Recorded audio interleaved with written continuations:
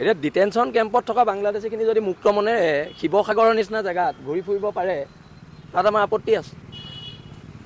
কালি ধৰিছে আৰু ধৰিব লাগে। এতিয়া গুজৰাটত বুলডজাৰ চলাইছে, আমাৰ ইয়াত আকৌ পুলিচৰ গাড়ীত বহাই ঘূৰাই ফুৰাইছে। আমাৰ আপত্তি আছে তাত।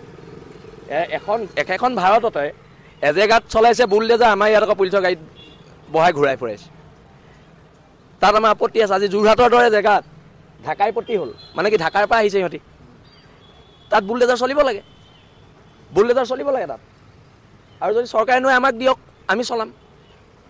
খালি উজনি অসমত কোনো খিলঞ্জীয়া মানুহৰ বাদে বাংলাদেশী অনা অসমীয়া কাৰো দপদপনি চলিব দিয়া নহ'ব যেতিয়ালৈকে আমি আছোঁ। আৰু যোৰহাটৰ ঢাকাইপট্টিত অতি শীঘ্ৰে বুলডেজাৰ চলাব লাগে, অতি শীঘ্ৰে। আৰু ঢাকাইপট্টিৰ পৰা এতিয়া ফোন যোগে মোক ভাবুকি দিছে, সেইটো নম্বৰ মই এতিয়া ৰাজহুৱা কৰিম। এই নম্বৰটো মই ৰাজহুৱা কৰি আছোঁ। আৰু ইয়াৰ ওপৰতো ব্যৱস্থা অসম আৰক্ষীয়ে ল'ব লাগিব।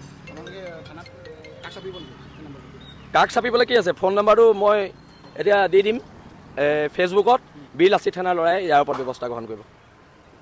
পিটন দিয়া হ'ব, এইবোৰ ইয়াত ধমকি চমকি চিষ্টেম নাই, পিটন দিয়া হ'ব।